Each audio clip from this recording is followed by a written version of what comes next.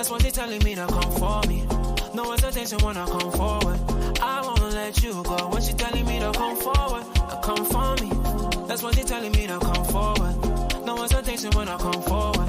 I won't let her go. Yeah, yeah, yeah.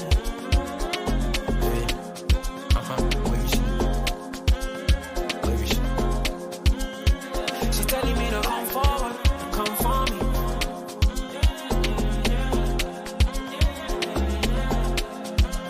See, I don't know why finally now I just spoke my mind. I know it's long since we spoke sometime, but this thing no play, I go change your mind. Just give me some time, hey please, cause I don't have no time to waste. No more back and forth just like Aaliyah. That's all I wanna do right now is grab it up. So you know me gonna grab it up. Body to body make a bend over the reeling. Bad man turn you over like a steering. Well, when me gonna grab it up. So you know me gonna grab it up. Body to body make a bend over the reeling. Bad man turn you over like a steering. But telling me to come forward, come for me. That's what they telling me to come for me.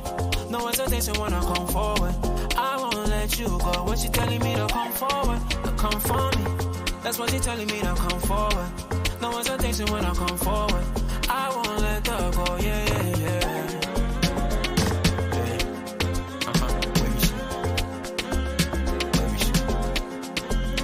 She's telling me to come forward, come for me.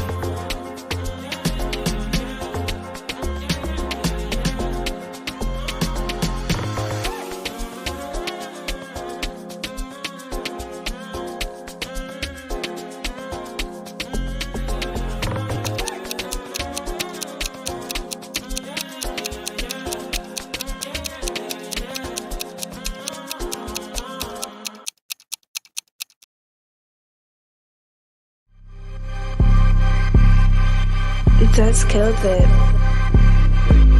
You made the decision to play Thiago. But Klopp doesn't change the system. Since Bubak's left, you don't want to change from the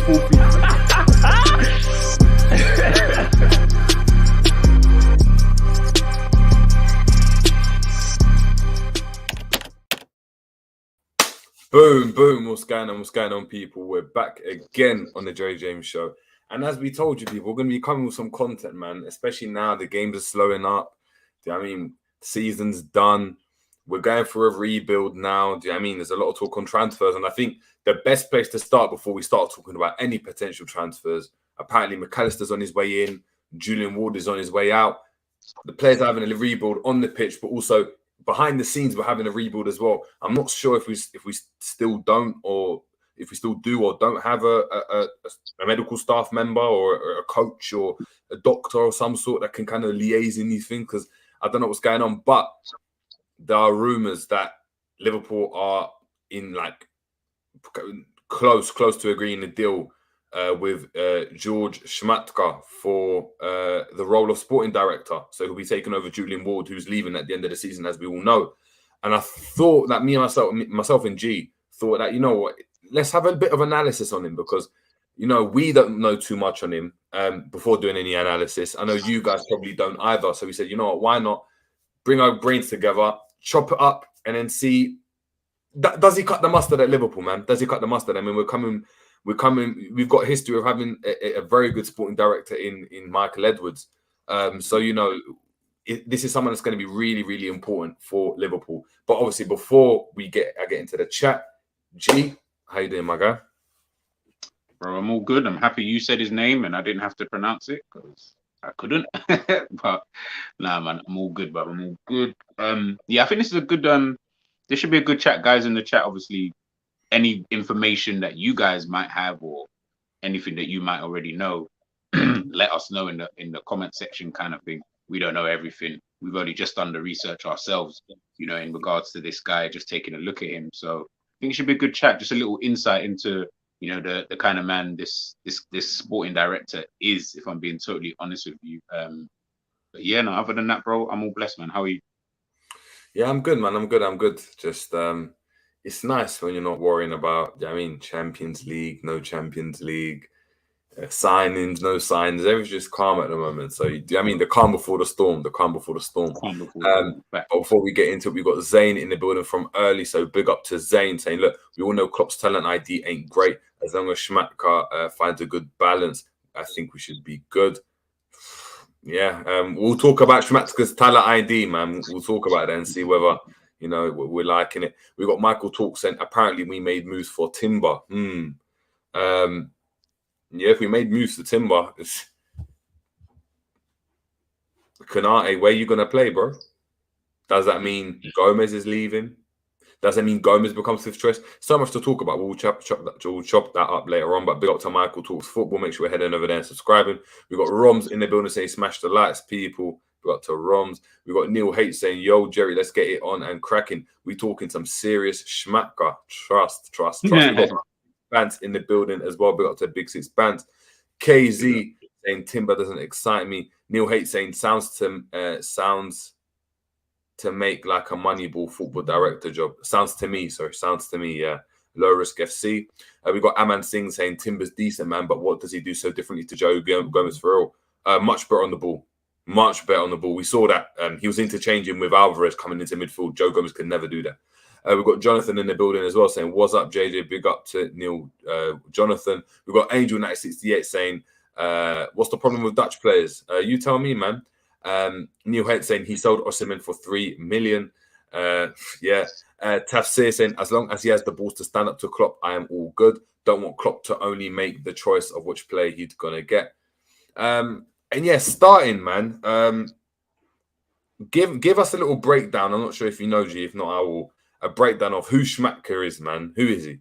Who is this brother? Because, yeah, when I'm like, if you just saw this brother on the bus, if you just saw him walking around, if you just saw this brother walking around somewhere, just doing whatever, you wouldn't really say anything about him, man. He looks like an average guy. Kind of like, yeah, man. Chat to us about Schmadtke, man. From the little bits I know, the research I was doing earlier on, he seems like in Germany he's quite, I don't want to say renowned, because realistically the only people that I kind of saw talking about him were the clubs that he was previously at. So I think there was Cologne, obviously is it Wolfsburg, and obviously Klopp speaks about him in glowing terms, kind of thing. He used to be a goalkeeper, obviously, back in the day. So he's got a decent reputation as a player, and he's got a reputation for that in itself. But from what I can see and what I can read, like, there was just more about his time. Obviously, he's only been in Germany, managing those kind of clubs. So being able to kind of stabilize, I think it was Cologne, or Cologne, however you pronounce it, being able to stabilize them. I can't remember the other club that he was Hanover. at. I want to say Hanover. No, was there another club? It was Hanover. Wasn't there another? I want to say Hertha Berlin, but I don't think it was. Wolfsburg. So maybe it was Hanover then. But there was a club that he was able to get them into the UEFA Cup, and just kind of stabilize them again, or help to stabilize them.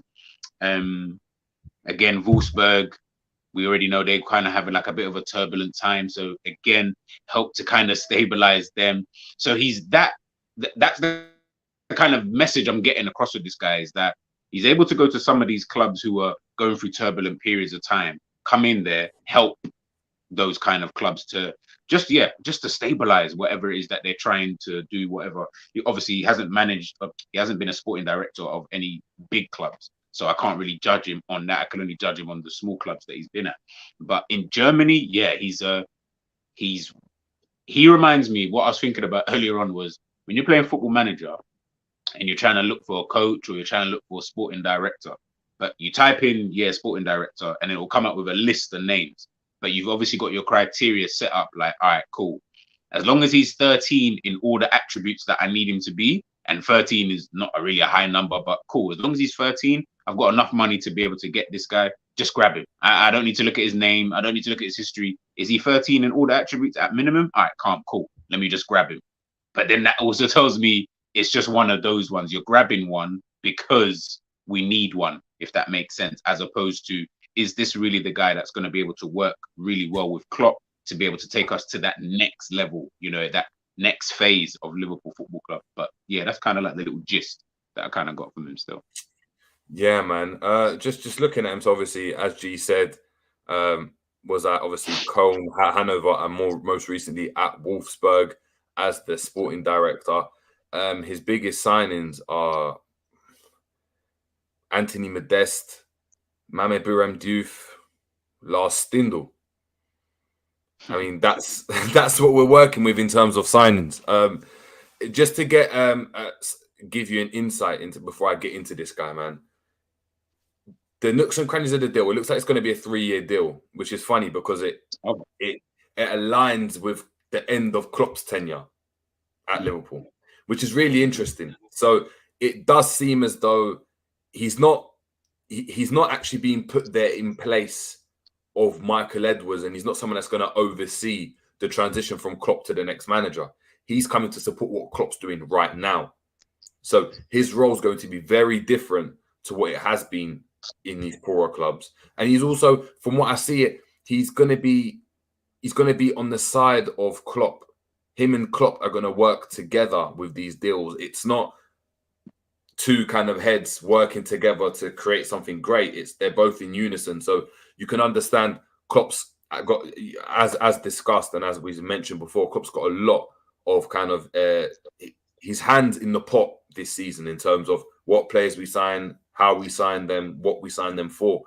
Julian Ward's taken a backseat role. Mike Gordon has also. So Klopp's really been the main man. So him appointing a sporting director, he's appointing someone essentially in his image. When you look at it, it's someone that's German, someone that's come through the same ranks as him, wasn't their best player, was a goalkeeper, but wasn't the best goalkeeper. You wouldn't have heard about him if he wasn't becoming Liverpool sporting director. Wasn't the top sporting director in Germany either. Let's just keep it a buck. So I find that really interesting because this window is going to be really important for Klopp. Really, really, really important. And Klopp's decided to go someone that's a yes man as opposed to, well, he will be a yes man because they're going to be on the same side of a lot of things as opposed to going someone that opposes his ideals. And I know, you don't necessarily want that. But Klopp knows that. I think he knows after this 3 years he's going to go. And I think he's trying to give it one last hurrah. And I think this will be the season where he spends the most and he's a bit more reckless in terms of how he behaves. And a part of, I believe, his role as well will be making these signings such as McAllister or any signings that come in after that. But it also will be about bringing in certain other players that we can get on the cheap that will allow Liverpool to stabilise once Klopp goes. So maintain the top four or just be able to bubble on the surface. A couple of players that we can sign and then sell on for the future because I think that is the model. Schmadtke has been renowned for being a manager that can take the likes of Mame Biram Diouf that was at Man United and sign him to was it Hanover or Cologne, who then signed him, who then Stoke signed from them, and they made a flip on that. And I think that's the type of role he's going to go down. Is he going to? I mean, we're seeing Maxence Lacroix as in recent times in Wolfsburg, as you spoke about. There's a few players that he's been able to go and sign, but it's not the flashy signings. And I think this is very in line with what FSG have done and very in line with Klopp's kind of way of thinking, which is, I don't really know what to think of that, man. I don't really know what to think of that. Just when I say those names, does that inspire you, G? When you hear like Mame Biram Diouf, Lars Stindl, Maxence Lacroix? The thing is, Lacroix's got more notoriety from TikTok than football. Yeah, well, this is it. I think obviously sporting directors is tricky, isn't it? So it's like I try to look at all aspects of, because some sporting directors do different type of roles. So it kind of just depends on what he's coming in here to realistically do. If I read out I sent you the thing about the top 10 sporting directors in football at this current moment in time. You got Giuseppe Morata from Inter Milan. He was the one who was able to, he worked at Juventus, helped Juventus get from Serie B back to, the Serie A, obviously then become dominant again, able to get the free signings in terms of your Pirlos, your Pogbas, Khediras, the Ramseys, Rabios. He was instrumental in those kind of deals. You've got obviously Michael Edwards. Obviously, we know how great he is working within a certain type of budget, in terms of working. What I liked a lot about Michael Edwards was he would work so closely alongside the recruitment, a big up captain, alongside the recruitment team to be able to find, yes, the best deal. So yeah, we always like, oh, we're trying to get cheap and whatever, but they were still good enough players to help for what we were trying to achieve at that, moment in time. You got Michael Zorc, obviously from Dortmund. We already know he's probably one of the better ones out there in terms of the type of young players that Dortmund are always able to find, understanding they're coming to a club who are going to obviously develop them into, the Haalands, potentially the Jude Bellinghams, and, really feeding into those kind of things. Monchi, he's the one at Sevilla. He's the one I was talking to you about off air. And that's the one I really liked because he's had 2 stints there. And he was the one where in his first stint at Sevilla, really pushing through, the young players, Jesus Navas, Sergio Ramos, Dani Alves, Julio Baptistas in, later on down the line, really trying to push through some of these young players, either from the academy or the ones that they've obviously signed, and then obviously make that kind of flip. So it's all about the different type of sporting director that you're possibly going to get. The guy at Lille, I think is it Ocampos? You've got him. You've got so many different ones where you're looking at them and you can already kind of see the guy at Monaco. This is their model. They're either sporting directors who are going to look at youth, for example, try to bring through or focus on the academy level. You've got ones who are quite shrewd in the business that they do. Obviously, the guy at Juventus, or was previously at Juventus, then moved to Inter Milan. You've got different ones, and with him, I feel like you could look at maybe because of the clubs that he's been at, so Hanover, Cologne, Wolfsburg. But then I'm still like, I don't really know what's your niche. Did you get what I'm trying to say? Like, I understand, obviously, you've worked with a tight budget, and I'm not discrediting that. That is what it is. But what's your niche? The players that you just named, the Wout Weghorsts, the Dioufs, the Lacroix, all of these guys, they're not a niche. It's almost like you just get lucky with potentially some of these players. If you're able to obviously offload them, great. If not, then what is it? And that's what I'm worried about, with him potentially working alongside Jurgen Klopp, because those names that I just mentioned before, I don't feel Klopp could work with those kind of guys because they're quite strong-willed. They're very strong-willed in what they're trying to do. The guy, Tissi at Manchester City, what he's obviously trying to do, but obviously his vision aligns with Pep Guardiola's vision. So they're always going to be in unison. But he was there before Pep Guardiola was there. They got him in so that Pep could come in, because Pep knew, all right, cool, we're going to be aligned. We know what we want to do. I'm not, as you said, if we're signing this guy till the end of Klopp's tenure, is it just for the here and now? So again, Liverpool not really showing forward planning, not really doing the forward thinking that we really want them to do as a football club. It's always going to be in the here and now. This guy seems like he'll come in, he's going to be buddy with Klopp. He seems like he's got good banter. Apparently him and Klopp, as I'm reading here, they enjoy the same band in Germany. I was like, oh yeah, amazing. This really is a friend that Klopp kind of fucks with. Do you know what I mean? So you tried to get his friend out the mud, didn't it? You tried to get bro. Like you got put that chain on him. Like yeah, it's like, all right. So you're really trying to help a brother out. Okay, no problem. Again, I wouldn't mind all of that if I could see that. You know what? This is a guy. He really does look at the youth. You know what? He's really going to improve our academy level, or he's a guy who can do shrewd signings in the transfer market. Even if you have got a tight budget, I'm still looking at the type of signings that you're getting. And none of those signings that you named are really anything that I'm like, oh my goodness, these guys are X, Y, and Z. So I am a little bit, I'm on the fence. Obviously, I can only judge him when he gets here, so I'll wait for that. But if you ask me right now, are you happy with that? I'd say, nah, not happy with it. I'm more like on the side of he's going to have to do something really great to impress me. But I'm also worried that this is the type of person that Klopp wants. And that, for me, is the bigger worry, because I don't want really a guy that Klopp is this bummy and chummy with, because you need a Michael Edwards, someone who's actually going to tell you, no, I don't think we should sign Julian Brandt. I don't think he's really going to fit what we're trying to do. Mo Salah might be the best option. Did you get what I'm trying to say? And then, yeah. I need that. Yeah, I think that for me, that's the biggest, not worry, because we don't really know if we're being honest, innit? Like there's loads of caveats as to why he was signing Modeste and not other players. There might have been a small budget. Do you know what I mean? Which it probably was. But yet again, we're going for people that are working with small budgets again. Like, do you know what I mean? Tiki Berry's at Man City as an example. Was at Barcelona. Like, there's a level. Like, we're going for someone that was at Cologne and Wolfsburg. And it's not to say you can't do a good job, because he probably can.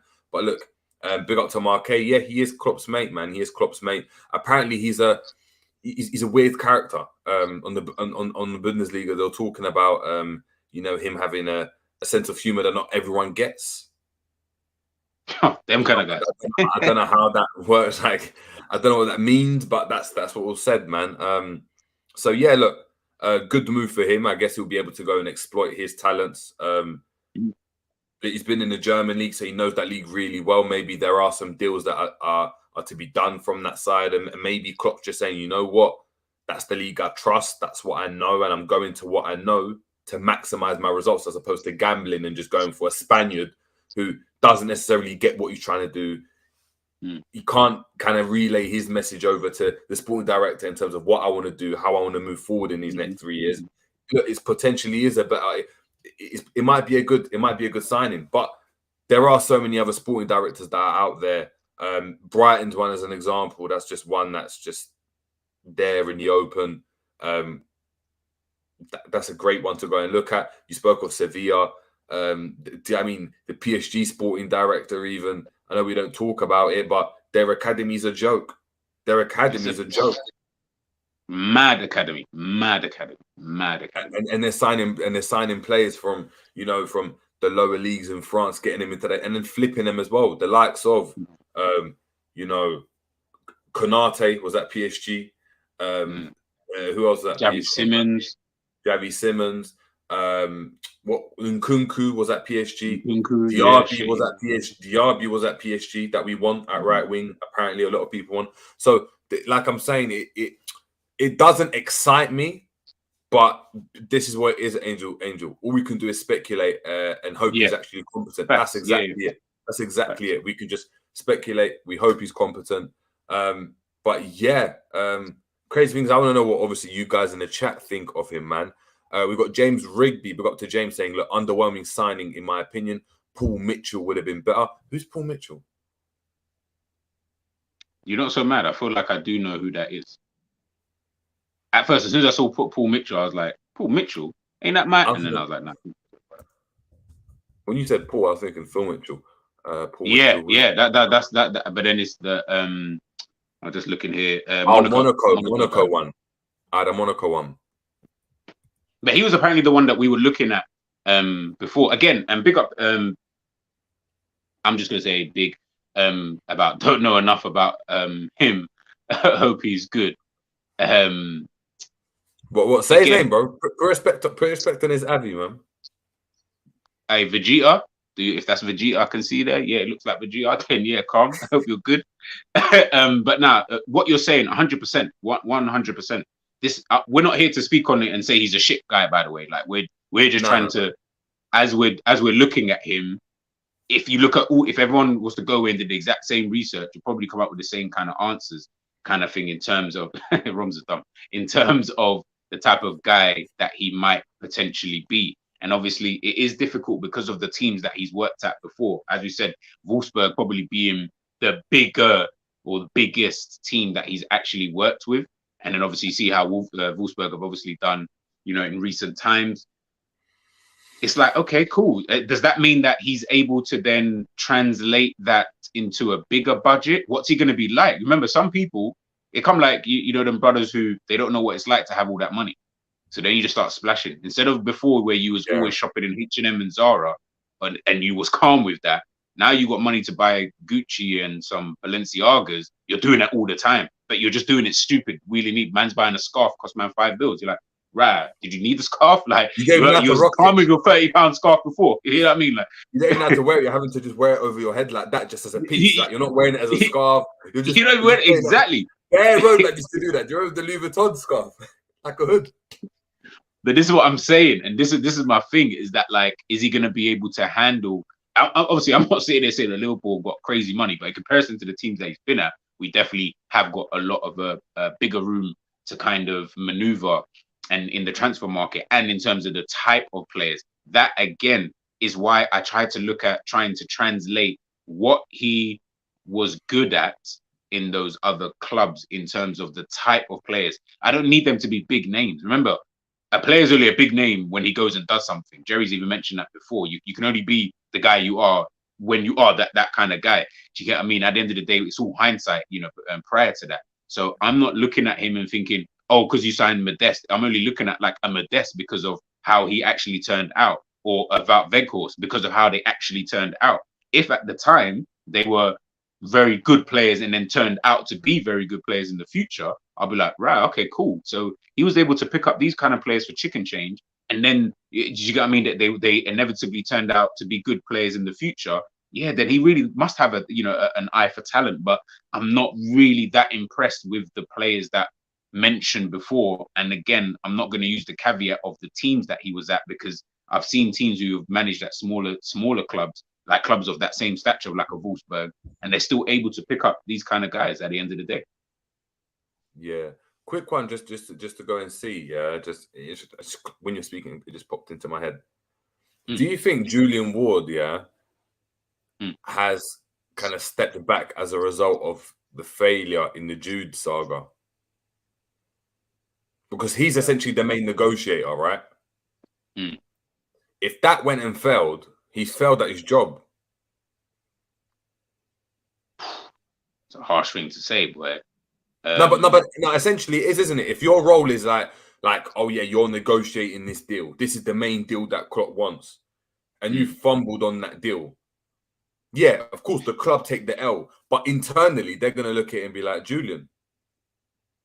It depends, because what I will say is it would then depend on the other components, i.e., did the club allow you the room to try and get this deal done, i.e., whatever the fee is, did the club say, all right, this is what you can go up to? Because it might not even be anything to do with the negotiations of looking and identifying. Obviously, we already know about Jude, so it won't even be about identifying, but being able to get this kind of deal over the line. Also, as well, we don't also know, I don't know, maybe Jerry he might be able to tell, but I don't know the players that he weren't able to get. Because remember, not every sporting director in world football has had players turn them down or not been able to negotiate for whatever reason, and that might be. We don't know. I don't know the players who have turned him down for whatever reason.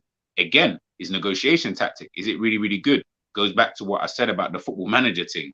It's on 13 out of 20. So you're like, yeah, that's calm. I've got other things I need to be patterning up anyway. I need to get this doctor. I need to get, medical staff, and I've got players to sign too. So I've only got 500k left to spend on, getting myself a sporting director. He fits that bill. He's probably only 100k. It's them kind of things that I just look at and I'm just like, maybe this doesn't show me that we're looking forward. And this is going to be Liverpool's problem, man. You're so worried about Jurgen Klopp's time, obviously, here at Liverpool, which is fine, but you can also still plan for the future at the end of the day. Like, when it's like how a lot of Liverpool fans, it's all about the here and now with Jurgen Klopp. Oh my goodness, if Klopp left today, we're going to die. Like, Liverpool going to just collapse. All of a sudden, they're just going to be a shit team. And it's just like, well, why don't you then start trying to plan for the future? You can put other things in place so that if anything was to even happen to Jurgen Klopp, God forbid he was to get ill tomorrow, what are we going to do then?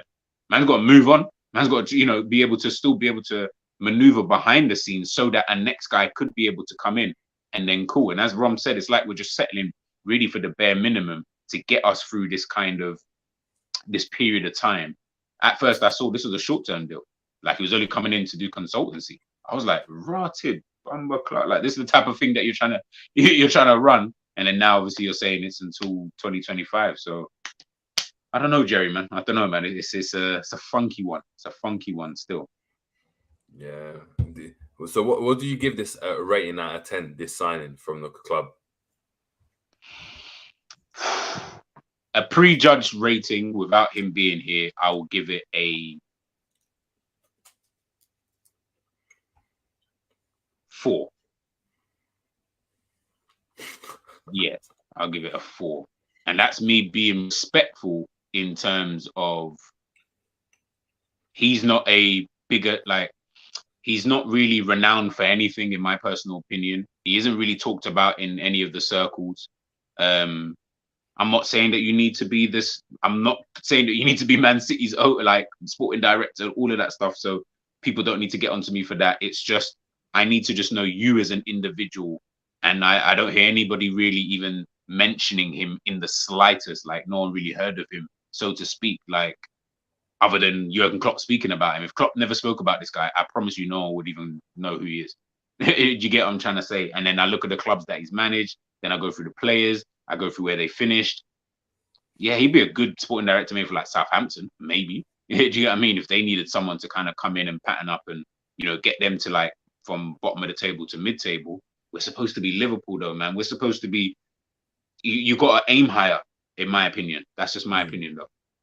What about you? What would you give it? I don't know what to give him, man, because look, Anthony Modeste done well in Germany. Yeah. I think he had like 1 or 2 seasons. Huh? No, I'm saying I think he had like 1 or 2 seasons, like in Germany. No. He's had more. He's at. No, I mean for the team that he signed when he was under Jorg, unless he had more. Yeah. But I know he had like a banging season. He got signed by some Chinese team, and then he came back. I think later on. I think might be someone else.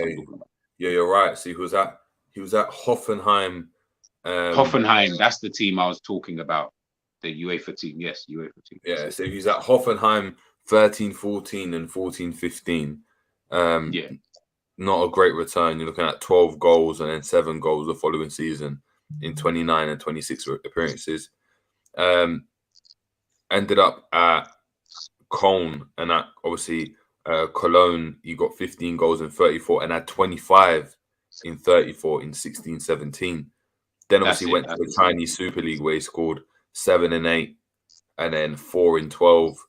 Came back to the Bundesliga 2 with Cologne and got them promoted in the first season he was there. 6 goals in 10 appearances, 4 in 27, 0 and 8, 20 in 32. Then it's weird. He went back. He went to San Etienne on loan, and then he's at Dortmund now. And I know they signed him when Haller got when he was ill. Oh yes, signed him as a replacement. But yeah, so it's it's one of those ones where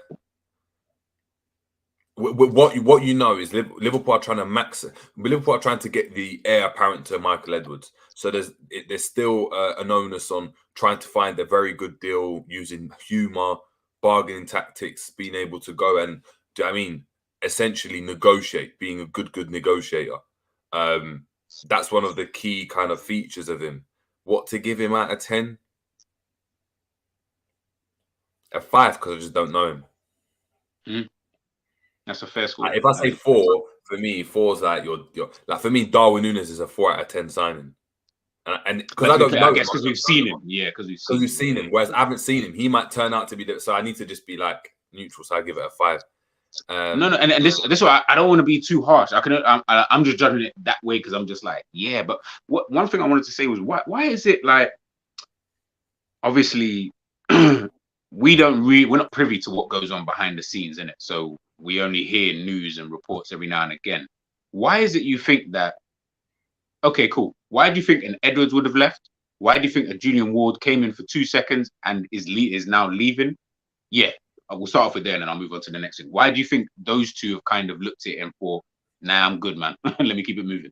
I think Michael Edwards left because he was at the club for a long time, personally.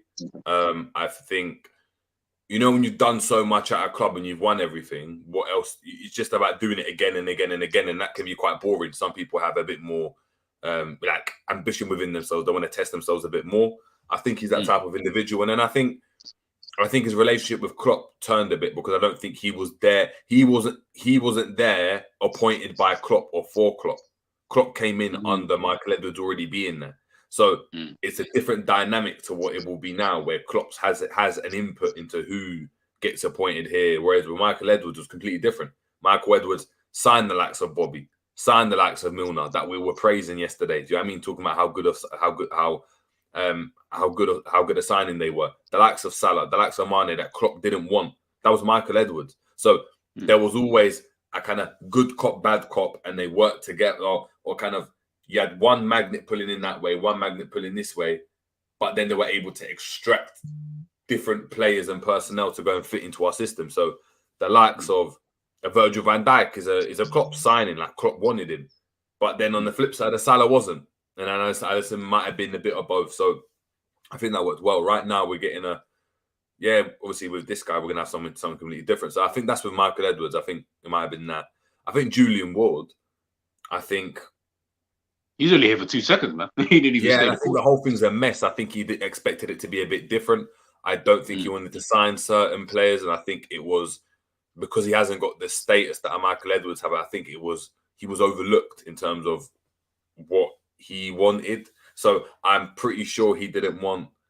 I know Michael Edwards didn't want Salah signing a deal as an example. He didn't want Henderson to sign a contract extension either. Klopp did. Nunes, we hear about the Nunes as well, about how they didn't really want to sign that. Julian Ward didn't want Nunes. Klopp wanted Nunes, so he got it. And I think when you're in that position, you're like, yeah, I just got to bounce now. Like, it's just not going to work out here. So I think that's what it was potentially, man. But yeah, what this is going to bring, I'm not sure at all, man. So cool. In saying all of that, then I'm looking at everything, and obviously, again, like I said, I feel like we need to start understanding that we're not the club that we were when Klopp first joined. We're not even the club that when FSG first joined, where things are still new. We're not nowhere near the top level, we're not winning anything of note and all that kind of stuff. I feel like now that we've entered into that kind of stage, I feel like we need to start behaving that way. We've spoken about how, Liverpool as a club do not behave like a top club, so to speak. It's a lot of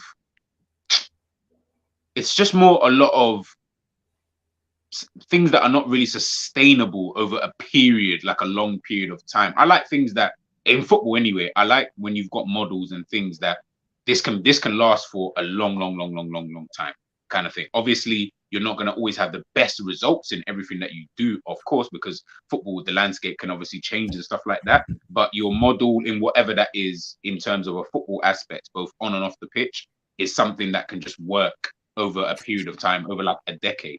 And I felt like, obviously, we know about FSG. We know with how Michael Edwards works. I like him because I can see what the type of guy that he is, the type of signings that he was looking at. And he was someone that always seemed to work so closely with the recruitment team. When I'm looking at things now, obviously Julian Ward now leaving, as you said, he's probably looking at thinking, yeah, this is kind of long.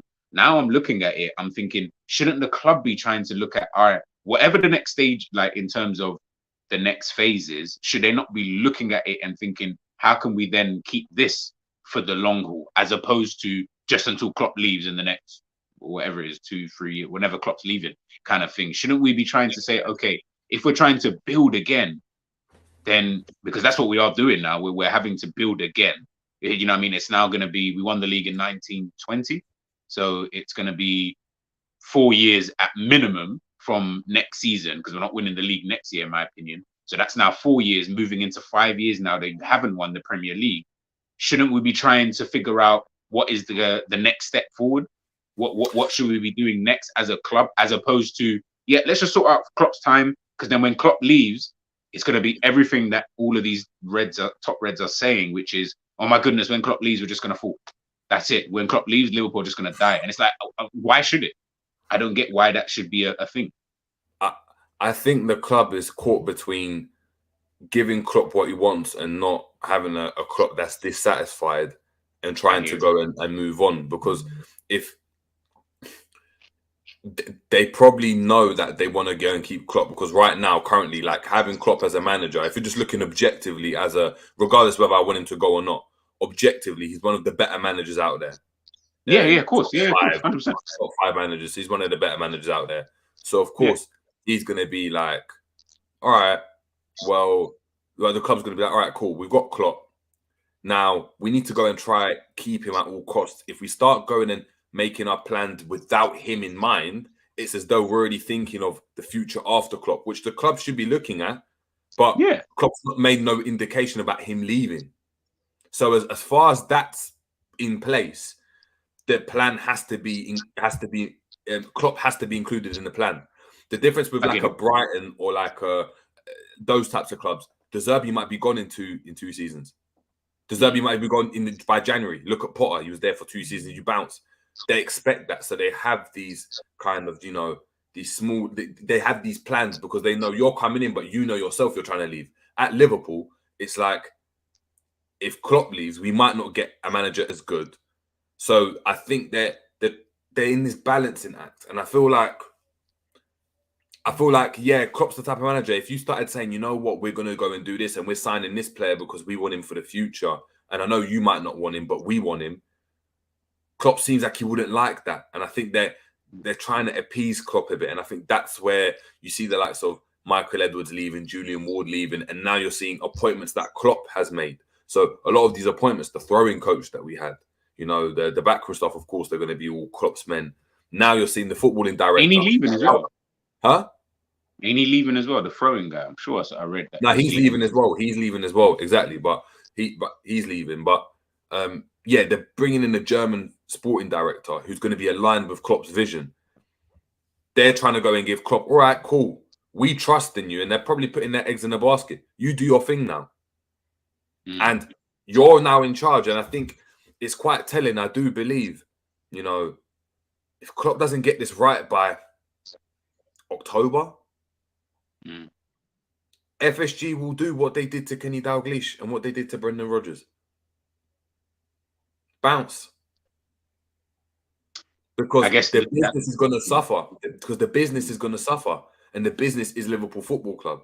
So he's got to have, he within himself has got to, he has to make this work. And that's why this is such a massive appointment, even though we don't know about him, is because if this works out, then Klopp, yeah, again, like, well done. It's worked out, and Liverpool's back on track, and they can kind of plan for the future again. So we start being successful in the next 2 years. They've got a year to go and plan the successor, but Liverpool's in a much more stable place. If Klopp goes now, right now, Liverpool are all over the place. Yeah, I mean, we haven't got this, we haven't got that. So they're trying to appease the one thing that's constant at the club right now, and that's Klopp, to go and try and maximize him as much as possible to get the most out of him. So this is going to be down to him, but who knows whether he can do it or not. I think again, I can't remember. I just saw the comment there a second ago about this is not really a Klopp appointment. We're not really saying that he is. He's more of a recommendation by Klopp. He's someone that Klopp has obviously spoken about, and obviously Klopp would have put the name to the board regardless. That much I can probably say.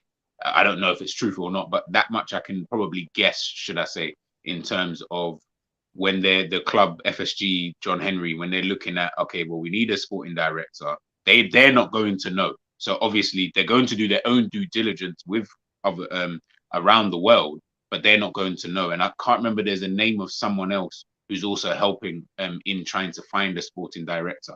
If then Klopp's then mentioned the name, given a recommendation, and said, well, I think Jorg Schmadtke is the guy that maybe we should potentially go with. Cool.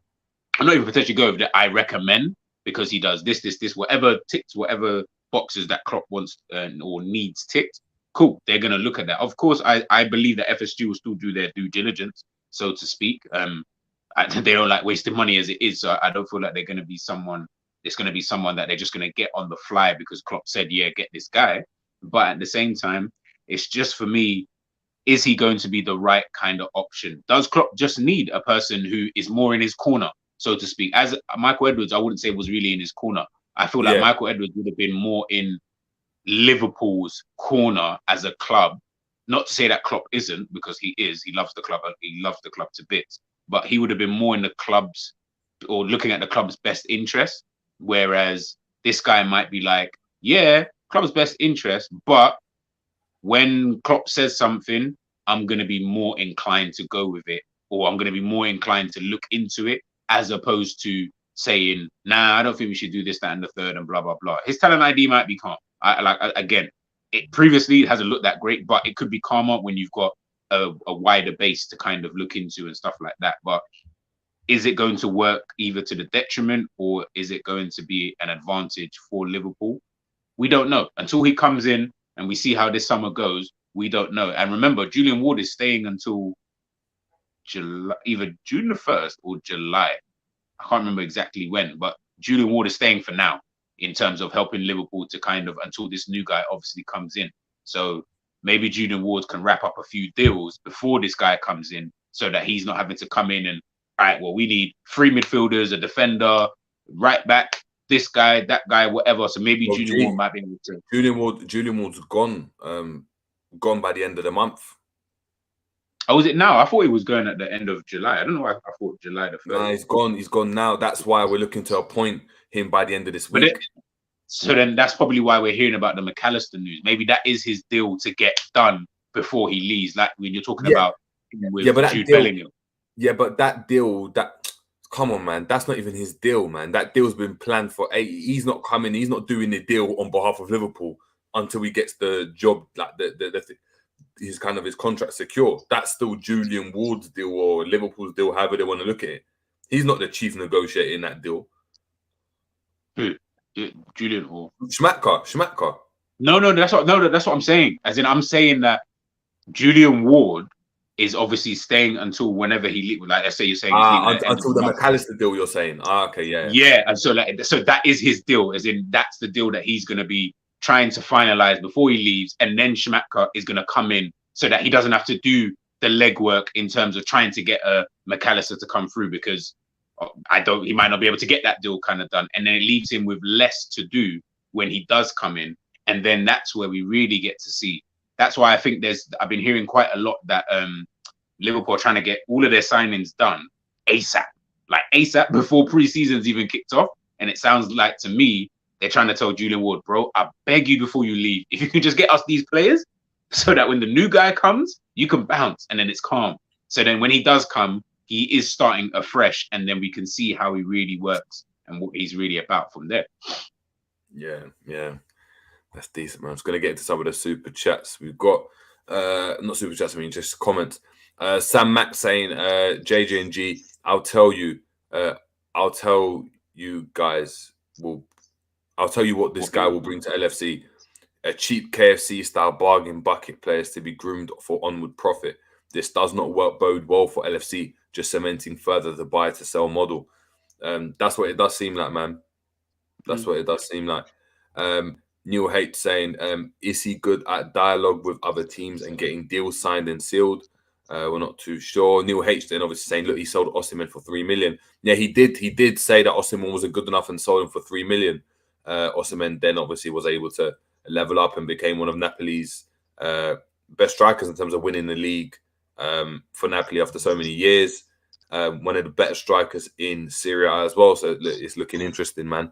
We've got Angel 1968 saying, if Timber is recruited, Trent to midfield, hopefully. You see this quickly. Do you want to see Trent in midfield now, just as a midfielder? No. Nope. Because if we see him in midfield, it would mean that unless you're going out to, you'd have to play for me, you just have to play the same formation that we're playing now. I'm not going 4-2-3-1, for example, or 4-3-3, and Trent is one of the midfielders. Nah, I don't want that. Because then that means that it wouldn't work for a tactic of Klopp because his onus and how he would have to play, you're not going to find another right back who is anywhere near as good as Trent anyway, which is what you're going to need if you then play 4 at the back. But maybe he doesn't want to do that. Maybe he just wants someone that's just got energy to defend. But then how do you then use Trent in the position when he's still doing the right back thing, pulls out wide, does whatever, and then you've still got him coming into the middle and having that onus, and you've still got Robbo who still does the stuff on the left-hand side kind of thing. He just starts in the middle. He just starts in the middle then, isn't it? Nah. Just keep it free at the back. Just buy a new right centre back, man. That's what you have to do, bro. Trust me. We know saying maybe he might finally increase our German pool after 8 years of missing out of most of the Bundesliga players, which to be fair have been hit and miss. Maybe so. Samat saying he will not take us to the next level, just turn LFC into a glorified Brighton, Dortmund, and the Red Bull teams, Leipzig and Salzburg. LFC are doomed to mediocrity. But you're saying that, but I wouldn't mind if our strategy was like of a Dortmund, for example, because Dortmund seem to pick up some of the world's best young players because they've all got what's the word? A strategy in that club in terms of you come here, and if you come here, this is what we're about. We're a club who are going to play the young players and try and nurture them through training, but also just giving them game time. Brighton have got a fantastic recruitment team, but then they've got the facilities to allow these players to be playing Premier League football. And Enciso, Facundo Buonanotte, Ferguson, Caicedo, like look at all the sick players that they've been able to get. And they're playing Premier League. It's not like they're playing like in some shit league. Like they're playing fully Premier League, going to be in Europa League next season. The Red Bull teams, again, they're good clubs in terms of how they're run kind of thing. And if Liverpool actually ran like those clubs with the budget that we've got, we'd be a better club, I think. I don't feel like that's a bad thing. I'd rather run like that, to be honest. No, I hear you. Big BBC saying he had a small budget at old clubs. He may have more space to work with at Liverpool. Simicast is leaving, I think. I don't know if you saw that. Did you see that the video of him crying? Why is he crying? At the end of the game, yesterday on Saturday, he was clapping the fans. And he just broke down into tears. Brother, get out of my face, man. I don't care about your crying and that. Just move. Like, why are you crying for, bro? Not that deep, bro. You're not getting a send off the way we were giving away send off for Firmino and Milner and that. So don't be sitting there crying and like doing up boohoo and that. Allow me, man. You're like, I like you, so don't make me disrespect you. Don't make me disrespect you. We got that. I see that one already. We got a question from Ravi. I'll chuck this at G. If we only get McAllister, is that a successful window? Brother, what? What?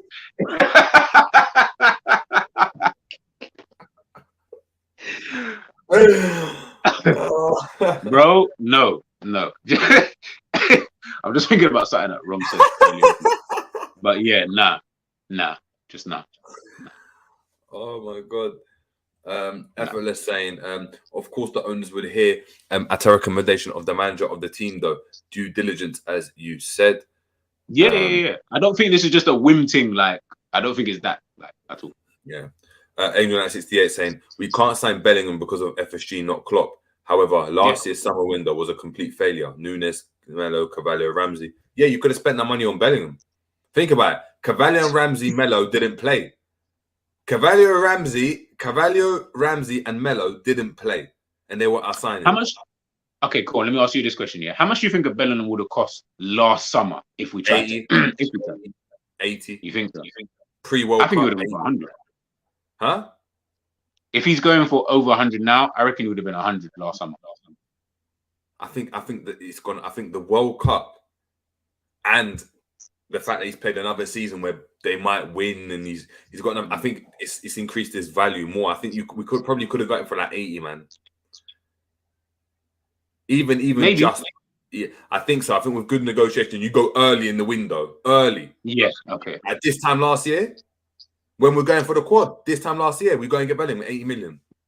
So this is why I think. Remember, so then what? I said this is why I'm confused as to. Dortmund must have said, "Now we are not selling him this." Like that had to have been the conversation, because if you're saying that we were looking at Tchouameni for like them kind of 80 millions, Dortmund must have said, "Bro, we're not selling him. Like you'd have to offer man a dumb price, like 150." He's the second player on that list. We wanted Tchouameni. That was the first target. Bellingham was the second. So once Tchouameni didn't work out, we try to come to Dortmund now late in the window. And actually, yeah, we want him. No. You have to wait. I think it's the other way around, you know. You think Bellingham was number one? I think Bellingham was number one, but then obviously that's why I'm saying, again, I don't know, but that's why I'm thinking that Dortmund we're not selling him this summer. And if you do want to buy him this summer, bro, you're gonna have to pay a mad grip before you even you would have to. I reckon the fee would have been more last year potentially than it is even going to be now. that Real Madrid are obviously going to sign him because he still had all that time obviously left on his contract. They were in too much of a position of strength. Obviously, they're still in that now, even though his contract's going to run out soon. But they're the type of player he is. They know they can still get a good P for him, and I reckon he would. If no one came in for him like that, he would be happy to stay. So I don't feel like it's one of those kind of decisions where they would have to be like, shit, we need to sell. If you want to buy him, take 150 mil. A bit like Harry Kane. Like, right, Tottenham, yeah, people say they wouldn't sell. They would sell if you offer them a mad price, but they were willing to take Harry Kane, who's now going to be finishing his contract. What is it, next year? Is it next year or the year before? Or the year after, whatever. So I'm just like, maybe. But at the end of the day, we missed out on two of them, and man got Melo. So, you know what I mean? I don't know, bro. Melo and Carvalho, both of them, bro. Melo, like, okay, guys in the chat, yeah. So let me know. Let me and Jerry know. You see, forget that this is even Liverpool, yeah. Just imagine if you was a club, like a biggish kind of club, yeah, and you saw that as a window for your team, and you were like, "Wow, my team signed Darwin Núñez, Arthur Melo on loan, Fabio Carvalho, and Ramsey from Aberdeen, doing up Scottish football and that." You saw that. Would you immediately think, "Oh, you know what? My team's had a good window. You know, my team's had a really, really good window. I think these are the players that we need to take us to that next level." Whatever team that you are, yeah. Like I said, a biggish club. Don't like, because if it was like Southampton, it might have worked out. But I just mean like a biggish club. You get like, how do you look at that window? And this is why I get annoyed with FSG at times, but then I get annoyed with Klopp because I'm like, all right, brother, like who's picking these players though? Because you seem to be the one who's picking some of these players. Let's take out Melo for a second, yeah, because that might have just been a case of circumstance. Carvalho, Ramsey, Núñez. I'm looking at them and I'm like, that was so underwhelming. I almost looked at it and thought, I'd rather if you just didn't sign anybody, at least you would have a leg to stand on. At least I could have said, we didn't even sign anybody, you know. That's why we were so shit this season. We didn't even sign anyone. We were left with just the dirt, because that's more or less what this looks like to me.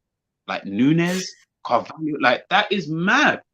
That is so mad. That's what and Boo Rider, that's what I'm saying, is that's why I said take out Melo. Take out Melo, because again, case of circumstance, because obviously the window and loan and blah, blah, blah. Ramsey, Carvalho, we were trying to get in January. We was fully trying to get in January. Like, so I know that was a Klopp thing. Ramsey, again, we got that kind of done early. Then Núñez, this whole saga, Man United looked like, man, I wish Manchester United got him. Now we're sitting here with red egg on our face. It's crazy. It's crazy. We got 60 LFC saying Klopp wants the best for our club, but only in his way. A football manager that wants the best for his club can't watch Henderson with a clear view from the stands. Try to play right wing 10 and 9 against Villa.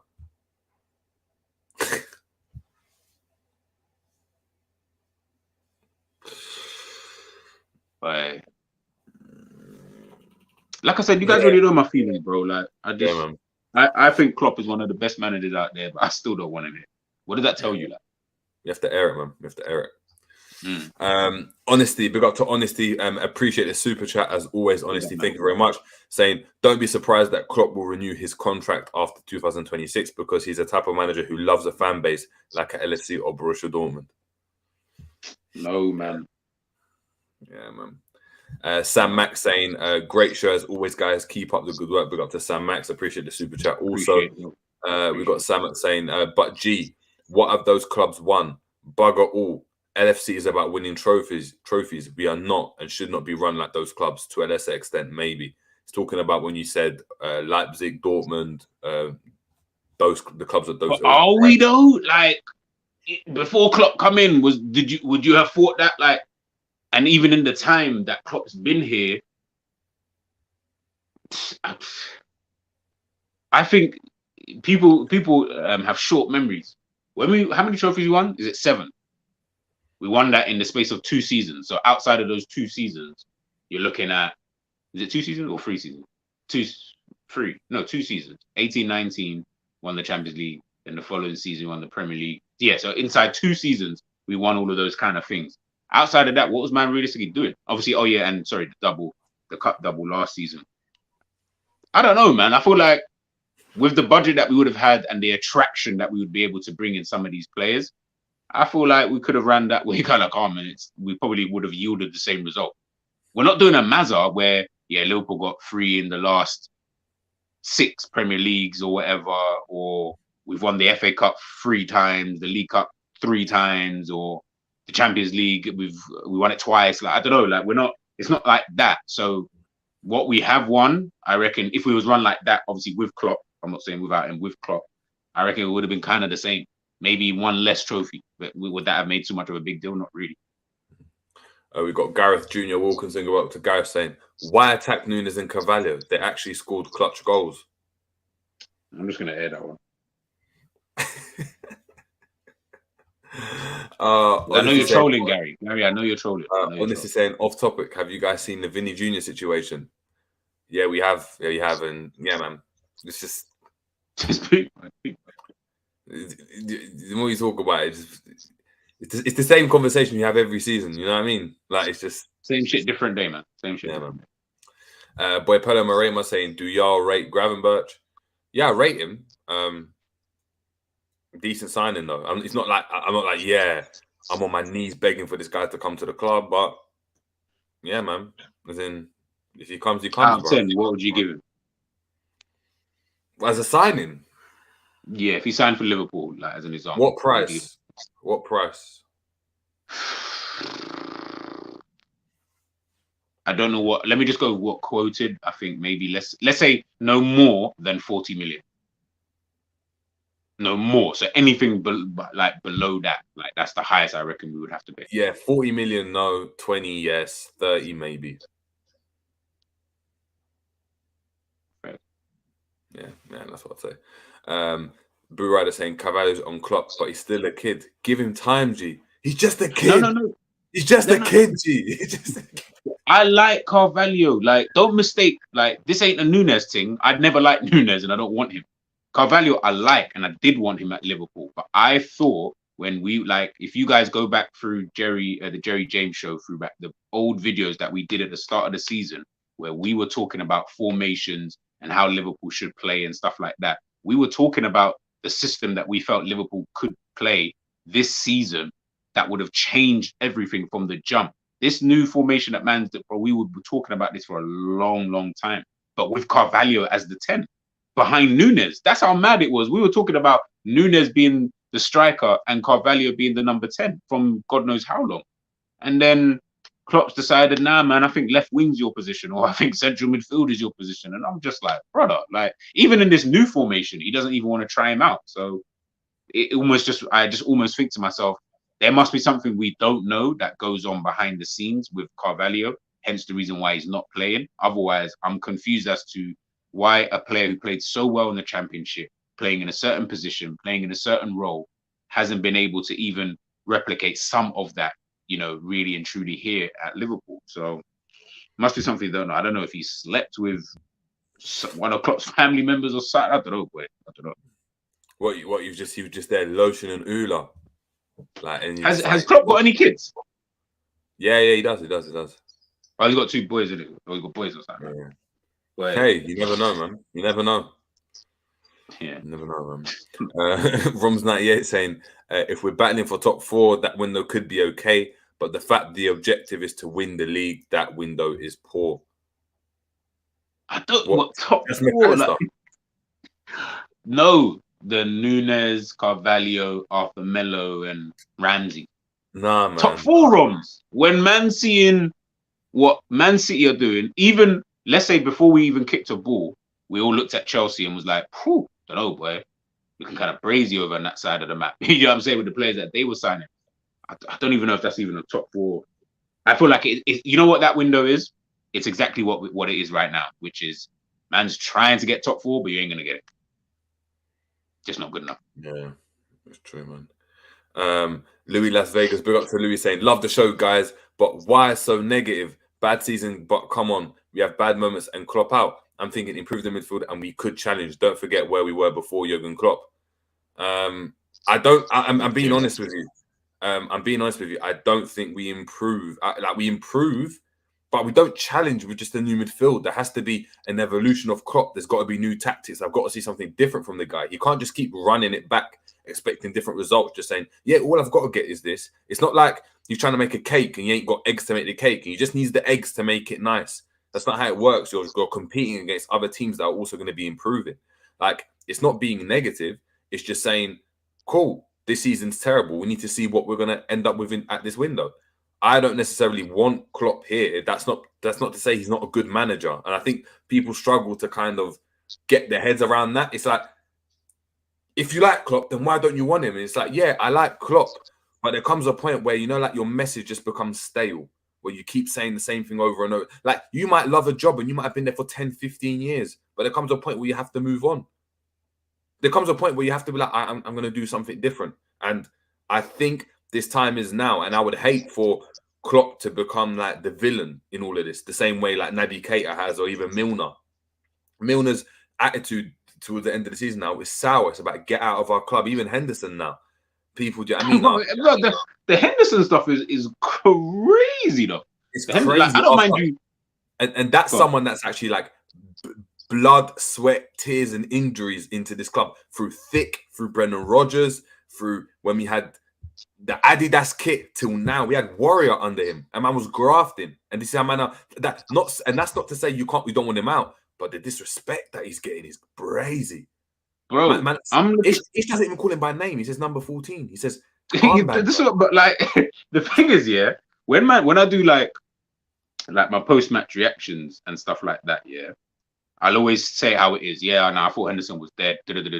Cool, but then it's like it's left at that kind of thing.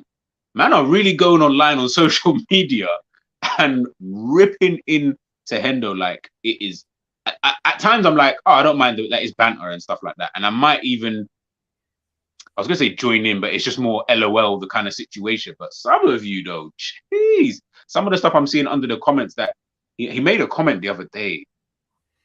Oh, he said what it was. About the longevity, saying he looks at Modric, Cruz, and... Yeah. So I replied to that. I was like, right, you didn't even mention Milner and that. Like, what your boy, like the guy who's been playing Premier League football since like 16 and he's leaving well, not even leaving. He's joining another Premier League team at the age of 38. Like, you went straight to like the guys who are world class and I found that kind of jokes. Jesus Christ. Under the comments though, like I would have thought that's the kind of lightheartedness that people were trying to go with. Brother, I'm seeing get out of my club.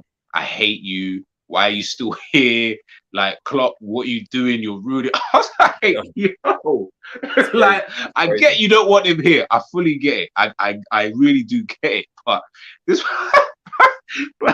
he is the captain of the team, and the way people are talking about him is jokes, It's jokes. True, man. It's true. We got Sam Max saying, would you rather LFC win Europa or finish 5th for Champions League?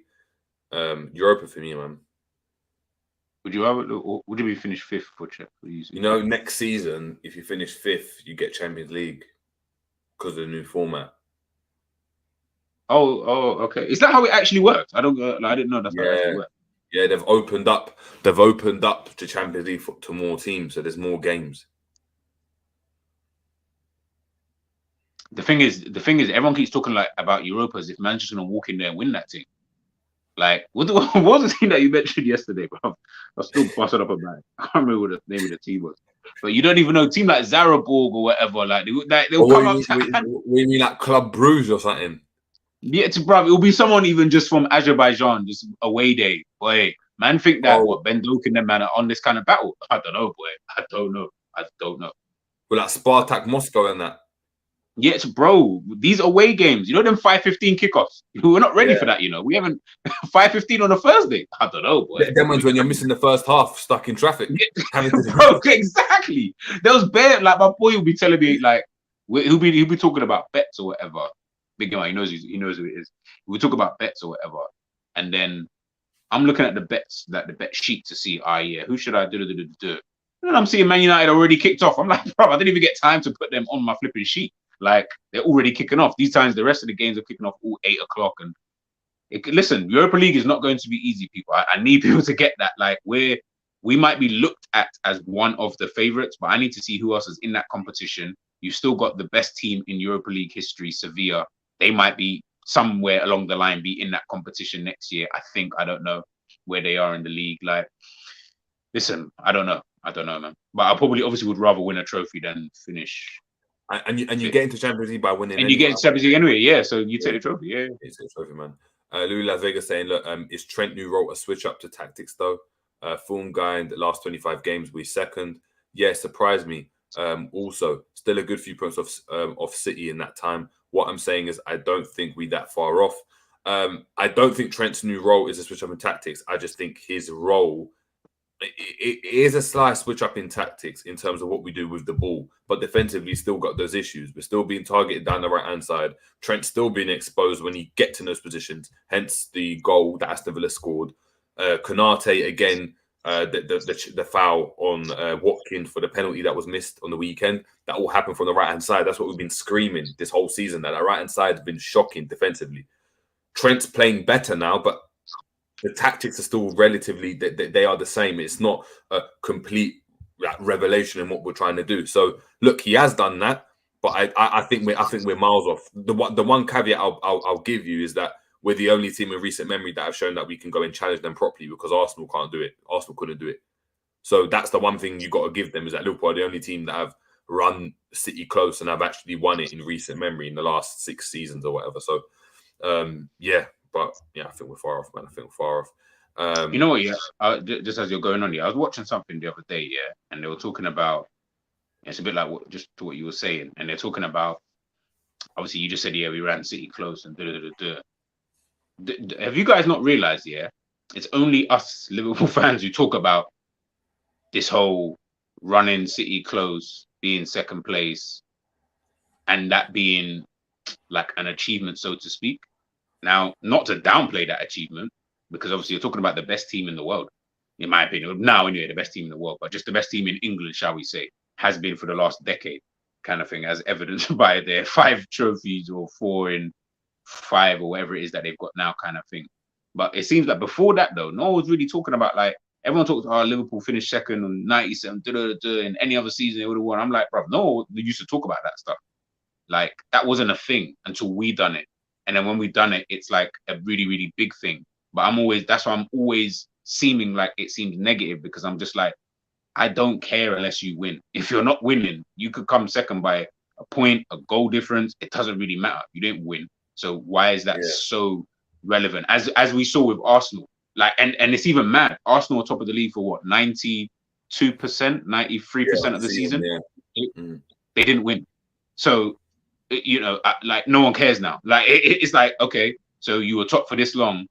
It's these kind of like little small things. I think we need to be focusing on winning rather than worrying about, oh man, but we were so close and we done this, because then once that kind of, would I say, mentality seeps in, it then becomes acceptable in other areas and in other competitions and in other things that we're trying to look at as a football club, like, well, it's okay because this team is doing that, or it's okay. No, we should be disappointed regardless. So when we're talking about Europa League or finishing 5th, and I don't want to finish 5th, that's fucking shit. We should be winning that Europa League and challenging for the title.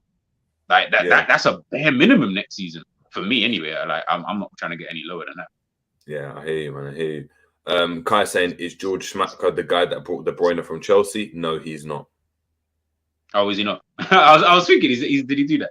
No, he was at Cologne them times, man. He was at Cologne. He wouldn't have brought my man in anyways. Yeah. We've got Marque saying, G, Elise and Eze and LFC under a better manager. Marque, you already know the vibes, bro. You already know. Jeffy saying, history will remember City winning the league 6 times, not Liverpool coming close. Nonsense. Of course, that's what I'm saying. Rom saying, just think about if the shoe was on the other foot and we won those leagues, we'd laugh at City for running us close. Facts. This is what I'm saying. Like, we wouldn't care. We'd be busting up like in their face. We're just lucky that we don't know Man City fans like that who are going to get onto us. Android 118 saying, but he did make mistakes, no doubt. That's in regards to Klopp. I can judge him next season, but I can properly judge him with new owners. What more the man can do with an average budget against rivals that are spending insane amounts. But again, I don't believe that narrative though, man. Like, okay, and big up Zayn, I don't know if he's still in the chat. It's like what we were talking about on the football terrace the other day. Are you guys mad that we're not spending as much as Nottingham Forest or Aston Villa or West Ham United or all of these other shit teams that are in this Premier League? Like, are you actually mad that we're not spending as much as them? Because I'm not. I couldn't give two shits about West Ham or whatever team that you're going to show me in the form in the net spend table, Wolves, whoever's ahead of us, Everton.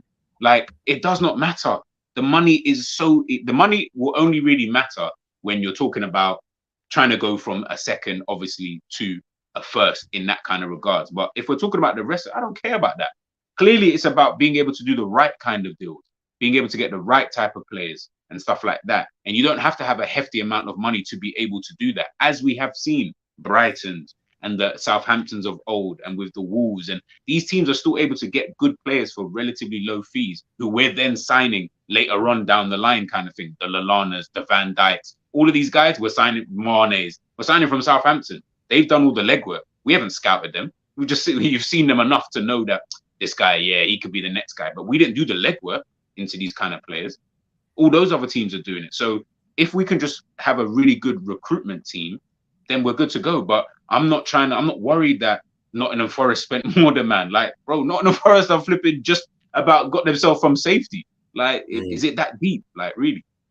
Yeah, I hear you, man. I hear you. We've got Louis Las Vegas saying, hey, JJ, off topic, that LFC third kit's fire. I'll have it also, but why we hardly wear it this season? I swear we never lost in it. Yeah, wore that white kit loads, and our form was that of crap. Yeah, facts. We've got Big saying Liverpool has underdog big mentality. No, whoa, stop. What? Who's I can't see the name. Who's leaving a comment? Big BBC. Oh, okay. No, I just didn't hear you. So, yeah, Big BBC said Liverpool has underdog mentality. Klopp saying Europa is fine. Top four being objective. Top four is bare minimum. We should aim to win the league next year. I agree, man. But look, guys, yeah, great, man. Great show. Got to analyze. Who's our new sporting director, G? Jorg Schmadtke. Schmadtke.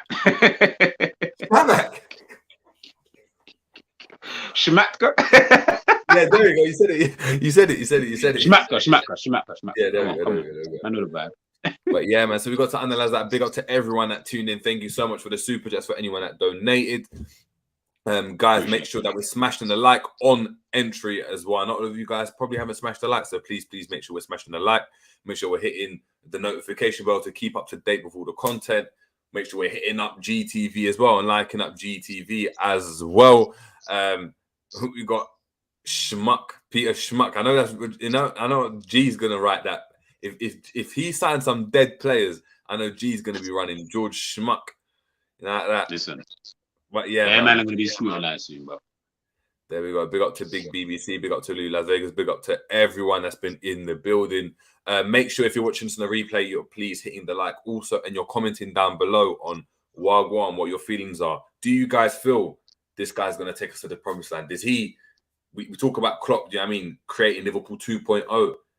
Is this gonna be Michael Edwards 2.0? We don't know, man. We don't know. But look, until next time, people.